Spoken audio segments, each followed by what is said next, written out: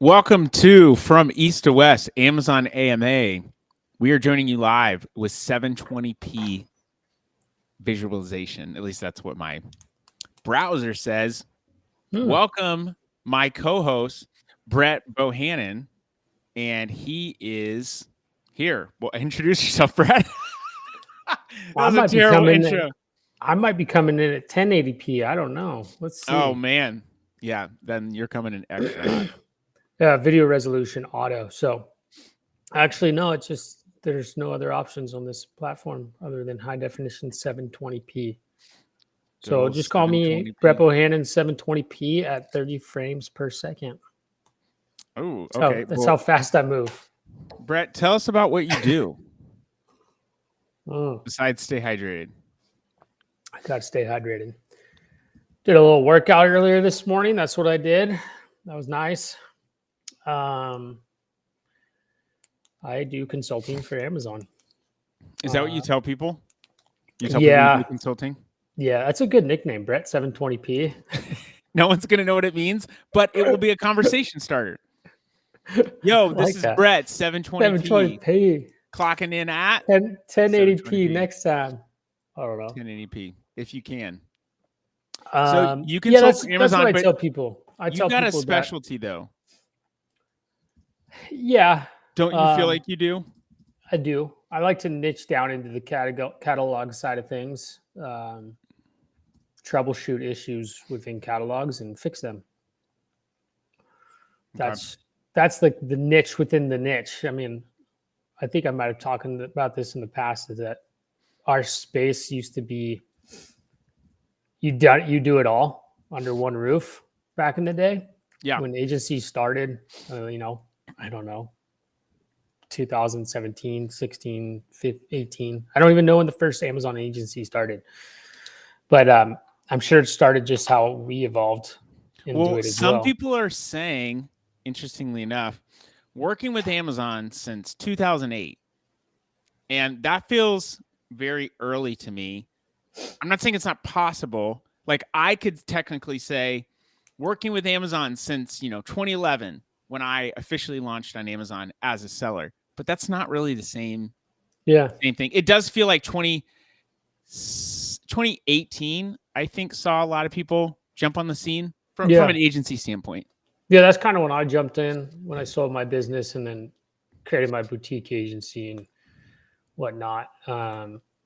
But back in those days, it was kind of like everyone did everything. You're a jack of all trades, and sometimes that's not good. But now it's so segmented. You have people that only do ads, people that don't, people that do ads, and everything else. I don't know. I kind of feel like that's changing. People that do ads are starting to include creative just because that is a big factor in how successful your ads are. Well, it's a smart way to do it because you can make more money off your current clients. So, but yeah, I mean, upsells in agencies is huge. But even if you don't upsell and you get a percentage of sales, that's going to improve. That's going to improve growth and improve conversion rate. So that means you get more for what you're doing. Clients are going to be happier. If you can show someone a terribly optimized product or unoptimized product all day, doesn't mean people are necessarily going to purchase it. Yeah, and usually those advertising people either have like an in-house thing, or they evolve to have a small in-house part, but for creative or listing optimizations, or they have partnerships with other people that just specialize in that kind of stuff. One thing that I've been thinking about on that, not the same note, but similar note, is I think us as Amazon service providers and stuff, we complicate the whole entire marketing funnel too much. Like there's more. There's like advertising, there's organic, there's click-through rate, there's conversion rate, there's images, and everything's so spatialed out, I guess. I don't know. I didn't say that right. But in regular digital marketing, there's like three things. It's advertising, I think it's like search, and it's like, conversion rate optimization, which encompasses a lot That of would those encompass pieces. UX, UI, stuff like that. Yeah, exactly. But I think as individuals in the space, we complicate it too much, and we need to simplify it. And I'm going to push that to simplify the whole entire thing. I don't think that there's really a difference in traditional digital marketing versus Amazon in terms of what matters overall. But you're saying we as marketers, as consultants, as service providers, are responsible for making things more confusing. Yes. Okay. I don't disagree with you.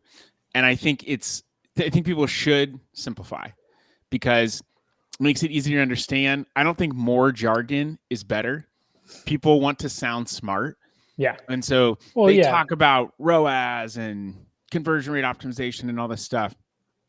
And I don't know that people need that. Maybe they want that, or they feel like they want that, but I don't know that they need that to really be successful, because more data is more data. It really depends upon what you do with it. If you've got data and you don't know how to utilize what you already have, then that's not necessarily going to make you be more successful. And it's interesting. I was talking to our mutual friend, Sam, that you actually introduced me to it over at Makeshift. Sam Hager. Sam Hager. Shout out to Sam Hager. Yeah, he's having a kiddo soon. So shout out to that as well. Oh, wow. A human kid? A human kid, yeah. Okay. Not a billy goat kid. Interesting. I believe that newborn goats are called kids. They are. You are right. Look at that. It's Brett 720p kid. He mentioned something while I was on the phone with him a while back, and and he's a smart dude.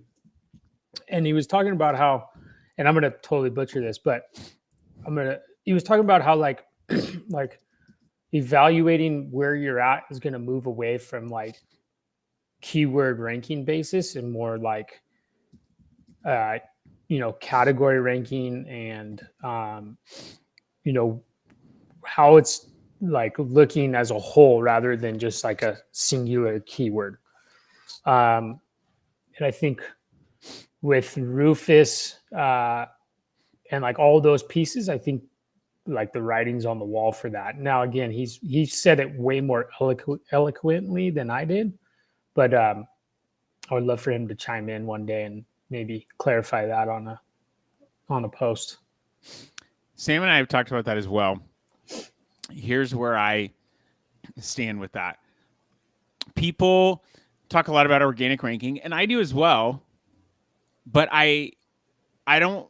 The one difference between a traditional digital marketing platform or digital marketing, not platform, but driving, stuff to your website or through Google or Bing. Some people still, use that, but it's a far and few between. For the boomers.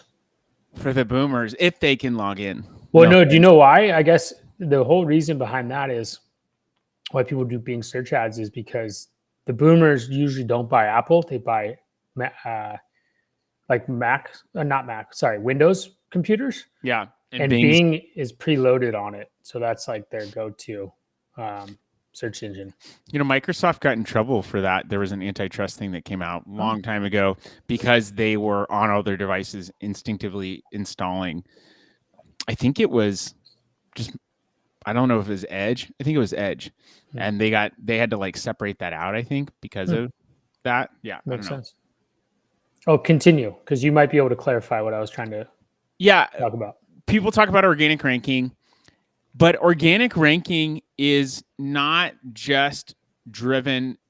Ultimately, your visibility on Amazon is driven by your sales velocity. There's, of course, other factors, and you want to optimize all those things. Click-through rate does matter.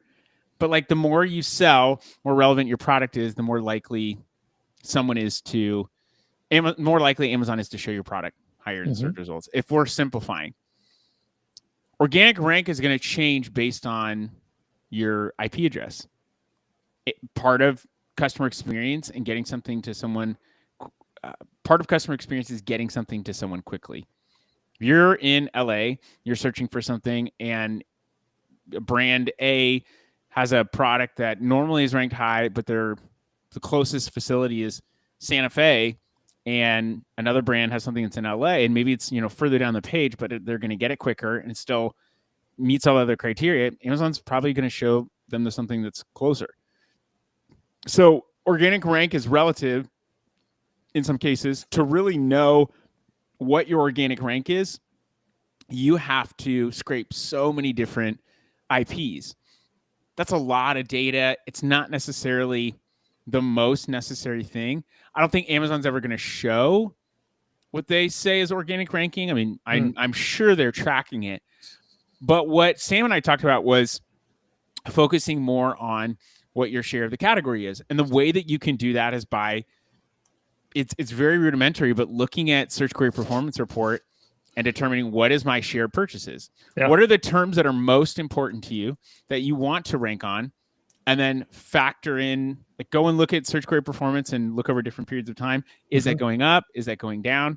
Those are all things that are super important that will drive will tell you what your share of the market is. Yeah. And if I'm at 50% of the market share on light bulbs and I'm ranked, organically, a software tells me I'm ranked 15 on the page, do I really care? If I go into top search terms and brand analytics and see that I'm top clicked and converted, do I care that I'm 15 versus 1? Like the ad spend, the thing that I think is most simple that we should be talking about is ad spend drives organic sales. And that's what tacos means. That's what tacos is, total advertising cost of sale. What are you spending in order to drive top line sales? But I don't know that people are always saying that. They're saying spend more, but why should you be spending more? That's what I think is not being talked about. And that's the one truly unique thing about performance marketing on Amazon compared to any other channel. Yeah. And I assume you use that tool that he has. I think it's free for everyone, where you can like download the SQP and like track it on a weekly basis. It's pretty nice. I like it. The SQP and SCP data got released to the API. And so we're actually building that into a dashboard that we are building. Shout out to James Gosling at Bespoke, who's been building something awesome for us. Super cool dude. And I met him at Prosper last year, and I had him on my list to follow up with, and it took me a year to follow up with him. Yeah, he's a cool dude. He was like the first one out when that became available to like. Well, he's just grinding it out, man. He's just sitting there like, oh, this is out. Cool. And he knew that I was requesting that, and we were going to have to just download stuff. So this is way, way easier. But that's what we want to use it for, is we want to show share purchases. Also, you could say, what's our share of voice? Share of impressions. What is our share of, what is our share of add to carts? Are we losing people along the way? So you're able to better understand your performance overall instead of just relying on something like organic rank, because that can be a superficial metric. My organic rank is really high, but okay. How much of the category do you own? On the API side, I just requested application for dev side to pull some API stuff with, we'll talk about this more in the future, but to use as an internal tool for myself and see what happens and maybe roll it out. How would you utilize that? I don't want to talk about it yet right now. Okay. I got to develop it, test it, and then we can talk about it. But yeah. But you want to tap into the SQP. Yeah. I heard it's hard. I heard it sucks. But I'm just gonna chip away at it. I'm not a developer, so I'm not either. But ChatGPT is helping me along the way, every step of the way. But I think the hardest part is pulling that and figuring out all that stuff. So it's kind of a new thing for me. It should be interesting to learn. Yeah, I like it because it validates what is seen on the front end. And I've actually done some research for brands recently where I'm looking and seeing, okay, well, here's who's ranked, number 3 on the page. But then I go and look at top search terms. I'm like, oh, well, they're not for this term. They're not top clicked and converted. So people aren't buying. Yeah. Those time periods matter too. If you're just looking at the week versus the quarter, like, or what's changed time over time. And that's why I think releasing SQP to the API is important, because now you can start to build charts off, instead of it just being a spreadsheet, but build charts based off of stuff that is coming from the API. Yep. Guess what's happening soon? My birthday? Your birthday's on Friday. No, it's Thursday. Oh, tomorrow. Whatever. Yeah, Thursday. I have it on my calendar. It's do you? Oh, that's sweet. And you're going to be how old? 39? Nope. You're going to be 40? Yep. Oh, wow. You got to be beat by a year. Big 4-0. Big 4-0. So what are you going to do for it? Well, I bought a snowmobile. I bought a snowmobile. That was my gift to myself. Yeah. I went on a trip this past weekend to Jackson Hole, which was super fun. Wow. It was a good time. Yeah, I've never been, but I've heard good things. Wonderful place. About Jackson's Hole. Absolutely beautiful. Such a kid. It's funny. There's a mountain called the Grand Teton. It's called the Grand. People call it the Grand. And I was told that in French, and I'm sorry, I'm going to make this an R-rated thing, but I was told in French that Grand Teton means big boobies. So the guy that big boobies R-rated? I don't know that it is. I don't know, but I'm just telling you what I learned. That was probably the highlight of the trip. No, I'm just kidding. Learning French for big boobies. Is it at Twin Peaks? No, it's just like a huge peak that's just all jagged. It's beautiful. Interesting. Yeah, I'll post the thing. But good snowboarding, good snow. I got a buddy that lives out there that showed me around and showed me all the local stuff. But long drive. But for Ben? It happened. Yeah, it was just like clear east, but got some in and out in Idaho, which was nice. So yeah, there's no. I was just curious what you were going to say. I mean, there's Prosper coming up. There's Shop Talk coming up. There's other things that are coming up. I'm releasing a new video series. It's going to talk all about advertising, and it's going to be very practical advice. So the goal is you could basically watch this and start to implement some of these things yourself and see if I actually know what I'm talking about. Nice. There's going to be some other levers that it's going to take time for you to understand to pull. Like you can't just jump in and know it all right away, but it's meant to be practical so that you can walk away with, it's not a course. It's not something you have to pay for. It's not something you're going to have to watch 5 hours of footage for, but trying to make it digestible. Other than that, you and I and Josh Justice are speaking at Prosper, and we're talking about more practical tips for brands to be successful on Amazon. Why don't you tell people a little bit about what you're going to talk about? Well, it's going to encompass like the three main things that people come to me for the catalog side of things. One is variations, what to do, what not to do. Okay. What I've seen change with variations over the past couple of years. Just little tidbits about that. Little Teton. Little Grand Teton. Show a picture of it. The second thing I'm talking about is browse node changes and how it can affect and how to stay on top of it. Those seem so frequent. It's they crazy. Are. A lot of people will, you know, and if you're not on top of it, people will be like, what the heck? My sales have just gone down.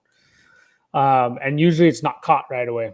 It's usually about a month, 2, 3 behind. So that, and then what was, another one is kind of a practical guide to ensuring your bullet points are in line with Amazon's requirements and the FDA requirements, especially suitable for anyone in health and household. So, okay. Yeah. I like it.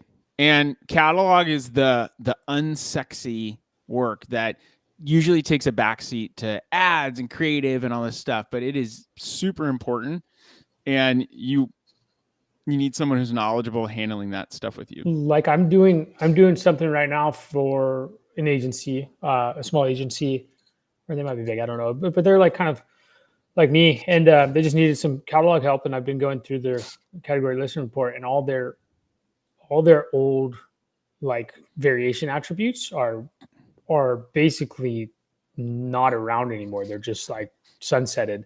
So you got to change all those, and that's usually the reason is just because a lot of things change and just don't know, and you're like, why are my variations all messed up? And usually because it's just Amazon changed the variation attributes recently. And that could potentially affect your search performance. Mm-hmm. People are searching based on attributes, or attributes help with intent. Like, I don't know how much that actually factors into search engine results, but if you're saying this is suitable for kids and someone's looking something up for kids, yeah, yep, 100%. seems important. But it's not spend and blah blah blah. Trust me, I love all the ads spend stuff. I love it. It's fun. It's exciting because you can watch the change happen in real time. But the catalog stuff it's very complicated. It changes a lot, and it's not something that's regularly talked about. And there certainly are right and wrong ways to go about making adjustments and changes too. Yep, 100%. Now, what are you talking about, Prosper? I'm going to just be talking about underutilized ad types. I think how you look at ad strategy comes down to what you're targeting. And I think I know a lot of people, when they think about setting up ad campaigns, they will say, or you will hear service providers, brands say, yeah, this is my strategy always. Start an auto campaign, start a manual campaign. Okay, great. That doesn't tell me anything about what you're doing. I need to know what audiences or what, and for the sake of what we're talking about on the ad side, an audience could just be people that are searching a keyword for flytrap. Could be someone that's searching a keyword for Bluetooth mouse. Doesn't matter what they're searching for, but going after specific audiences, then across those strategies is what I call them, looking at underutilized ad types and maybe dispelling some myths about, sponsor brand, sponsor display being a waste of money. A lot of times ad tech companies only can really optimize sponsor products or sponsor brands. And so that's why maybe people don't lean into those, but giving them some insight into how those ad types actually perform and why they're better. And then just taking a look at a couple of brands that really one who an AMC case study, or taking AMC data to walk through a case study of why it's so important. And I'll be big spoiler alert, because I talk about this all the time with brands, with other people. The more ad types people see, the conversion rate is greater, always. I've never seen it go down. My iOS agrees with me, or my OS agrees with me. So you should agree with me too. And I feel like it comes down to greater brand familiarity. Some people are going to purchase with one, but you increase your chances by going after people with multiple ad types. And the layers that come with it in an AMC perspective are even greater now. I was just talking about some stuff with my team today. You can create a custom audience in AMC, and now you can target that audience with sponsored display, with DSP. You can upbid that audience in a sponsored products campaign. And I've seen people do some cool stuff. I saw someone, I'm pretty sure it was someone on Destiny with Sean's team at Better Media. They were talking about how they had I'm pretty sure it was a ranking campaign, and they created an audience based on something, custom audience, but people that were going to have a greater affinity to purchase. They upbid that audience in the campaign, and it improved ROAS and improved click-through rate as well too. But that's the kind of hyper targeting that we can start to do that's going to drive better performance. And I think it's going to, eventually maybe we can actually get to geo-targeting inside of search, since it's not possible right now, only on the DSP side. But those are the kind of things that I think are really exciting. You can start to geek out on, but it starts with testing. You got to just test this stuff to see how much it works. Now, the AMC data, correct me if I'm wrong, you can use that now without DSP. Is that right? Mm-hmm. Yep. I don't know if it's fully out of I don't think beta it's out yet. Yeah. It's out, but you go through a tech provider and basically say, yeah, can you create an AMC instance for me? You don't have to have a DSP advertising ID. Cool. Which is cool. So that means that basically anybody can access it. Does everyone need AMC data? I think it could be helpful, but if you're spending, a couple thousand a month, and that's it? Like, is it really going to help you? Are you going to have enough data to go through? All the custom audiences and stuff are not going to help you because you need several thousand. I mean, depending upon the amount of sales volume that you're doing, but you need a couple thousand people, minimally 2,000 in an AMC custom audience for it to actually create. Otherwise, it will fail. But the more you have, the better. Cool. So there's lots of cool stuff that's coming out. I'm just going to talk about how to better leverage advertising. Maybe just hopefully give people some hope that they can test, because so many people, to your point at the beginning, we overcomplicate things. Oftentimes, I think people want you to think that they're just the best and the smartest out there. And I don't know that that's the case. I really think it comes down to how, do you know the platform well? And are you willing to do controlled experiments? Yeah, and then if you comment Amazon or from east to west on this, we'll give you a guide that is absolutely just all fluff and nothing good. Comment from east to west, and we'll give you a guide, and we'll sign you up for a mailing list where we send you all of the tickers that go I'm across the I'm screen. just making fun of everyone that's on that bandwagon on LinkedIn. It works. It works. How much do you think people are actually getting from it? I don't know. It's a lot of work. You're probably VAs just typing in a bunch of stuff. It's I've done a few, and I've checked out a few, and I'm just like, this is not like, it's kind of like, yeah. Okay. And I just do it just to see, like, if it's legit. And I think people are starting to realize that the value is not really there, in my opinion. And that could just be my 40-year-old, almost 40-year-old old opinion. If you were going to put something up that you were going to give people access to, what would it be? Oh, like something like you're doing, where they can actually take actionable steps and basically be like, oh, cool, I can actually do something with this. Everyone wants a shortcut nowadays. And I think we're still finding out that really you can utilize tools to, take a shortcut rather than this. You can kind of go through it. But in the long run, it's just how efficiently you can work. And that's what I've been noticing is, there's all these things out there that you can do that's efficient, but create a workflow to create efficiencies by utilizing these tools, not just rely on these tools for efficiencies, if that makes sense. Can you give us an example? A practical example? Yeah. I mean, the first one that comes off my mind is any kind of chat bot or chat agent. I guess they're calling them chat, whatever. Anyone can do this. And I did this with this bullet point checker. And when I first came out, now everyone's doing it. I was the pioneer. No, I don't know. Yeah. Maybe. Brett Bohannon. You heard it here. Brett 720p. But honestly, when they came out with their new bullet points requirements, which I still don't think they're implementing, but it's still good to be a part of, because I saw something that Brandon Young posted in a group the other day. It was like, hey, like, we're at this ranking block. And I was like, the last time I dealt with this was 2023, and I changed up bullet points, changed up images, and it went back. So it could be rolling out. It's hard to pinpoint, but essentially anything that you can, like, so all I did was you can find it on the chat store. It's AMZ bullet point checker. And you can ask that chat. You can basically be like, hey, what's your knowledge base? And it will tell you. And literally, I just took what Amazon says are the requirements and basically put it in there. And anyone that types in, hey, here are my bullet points, can you check these on Amazon's requirements? It'll just shoot out what's wrong with them, what's right with them, and give you an example. And I gave it a prompt to basically be like, hey, don't eliminate any main keywords and stuff like that, because that's, but again, it's part of your workflow. Don't be like, okay, I'm going to take those. Be like, pop them back into whatever tool that you use to check against keywords and like make sure it works.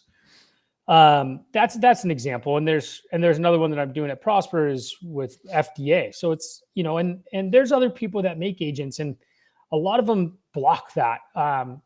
And this is kind of my jaded self. Is they block that knowledge base. It's like, why block a knowledge base if it's coming from something that's a tool to help efficiency?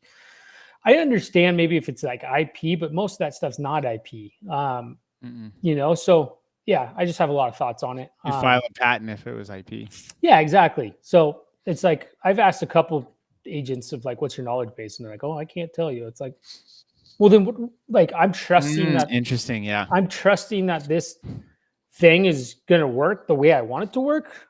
Like if it's open, if it's truly open, if it's open, it'll it's tell open you. source. It will be like, this is it. And be like, great, that's awesome. It's like anyone could go in there and make one themselves. It's like, that's fine. Like it's the same thing I'm talking about with ads. I'm just the smartest and best. It's like, yeah, exactly. So, and like I think open source is coming. People are more in tune with it. George Reed is doing it with some files, and which I think is great. I don't think it kind of just goes back to where we started and where we are in the service provider space. And where we started was everyone was like, I got your back, help you out, help me out. And now it's just like, no, it's just me and a group of other people. Everyone's trying to get that exit, man. Everyone's trying to get that coin. Speaking of exit, we're done. Yeah. That's it. Until Prosper, until next Wednesday, not next Wednesday, but the next Wednesday. Stay I was gonna say stay fruity. That sounds weird. Stay crazy, everybody. And just remember, Amazon's always changing, so you got to be able to keep up with it. I actually take that back. Amazon's not always changing. There are changes, but the basics still hold true. Got to have good real estate, got to have good traffic going to the real estate, and you got to keep making adjustments over time. That's it. All simple. Right. That's the secret sauce, everyone. Secret sauce is keep it simple, stupid. Great advice hurts my feelings every time. Yep. See ya.